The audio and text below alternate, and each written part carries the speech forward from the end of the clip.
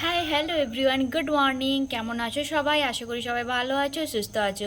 তো আজকে আমি চলে এসেছি তোমাদের সঙ্গে ডেইলি ব্লগ শেয়ার করার জন্য। ভেবেছি আমার এই চ্যানেলে তোমাদের সাথে আমি ডেইলি ব্লগ শেয়ার করব। হ্যাঁ, পুরোটা সব কিছু হয়তো দেখাতে পারবো না, তো দেখানোর মতো তেমন কিছুই নেই। বাড়িতে সারাদিন যা করি সেটাই তোমাদের সঙ্গে শেয়ার করবো।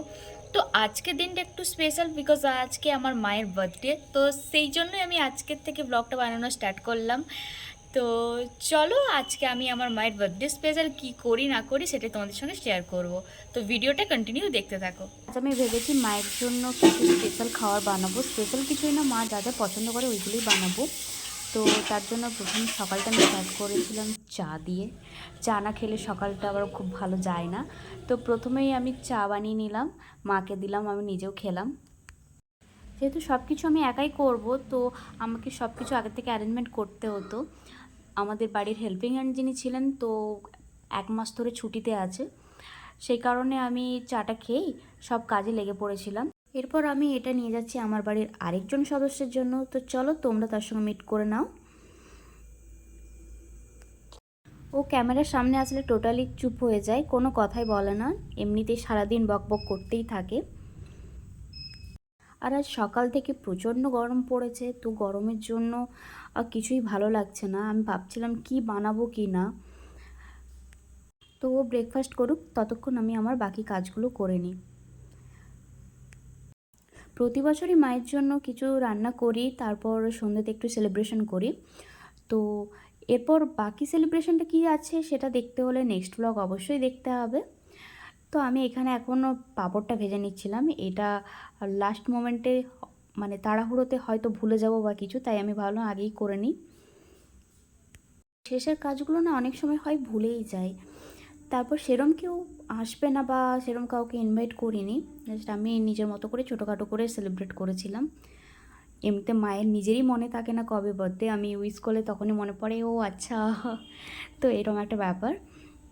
তো তার সঙ্গে সঙ্গে আমি মাটির উনুনেও রান্নাটা স্টার্ট করেছিলাম, কারণ এত তাড়াতাড়ি চটজলদি আমি সব কিছু করতে পারবো না।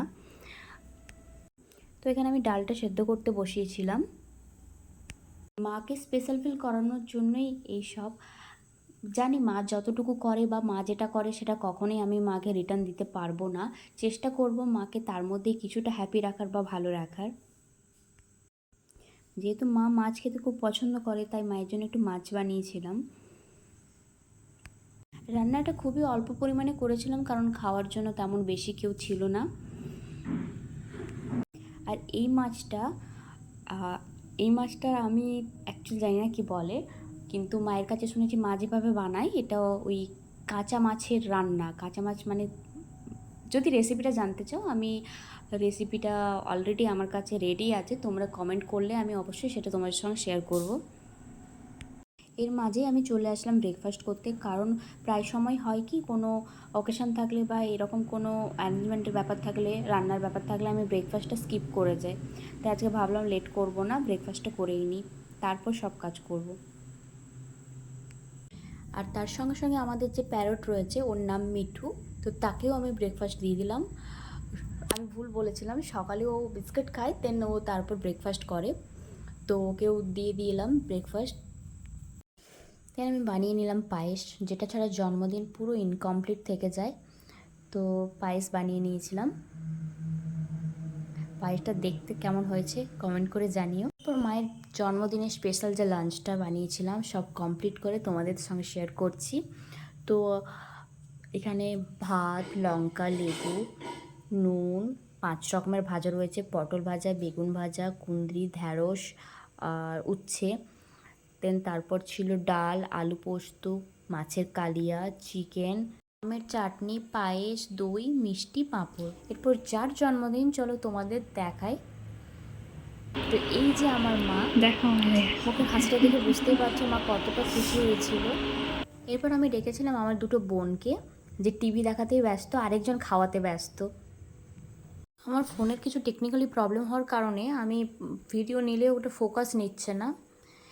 এবার আমার ওই বোন একটু পায়েস খাইয়ে দিল মাকে, দেন আমি গেলাম, আমি একটু মাকে খাইয়ে দিলাম, দেন তারপর আমি নিজে খাওয়া স্টার্ট করেছি। আমি খাবারটা এনজয় করি। নেক্সট পার্ট দেখতে হলে অবশ্যই আমি চ্যানেলটা সাবস্ক্রাইব করে দিয়ে পাশে থাকা বেল আইকনটা প্রেস করে দিও। সবাই ভালো থেকো, সুস্থ থেকো, দেখা হচ্ছে নেক্সট ভিডিওতে। ততক্ষণের জন্য বাই বাই।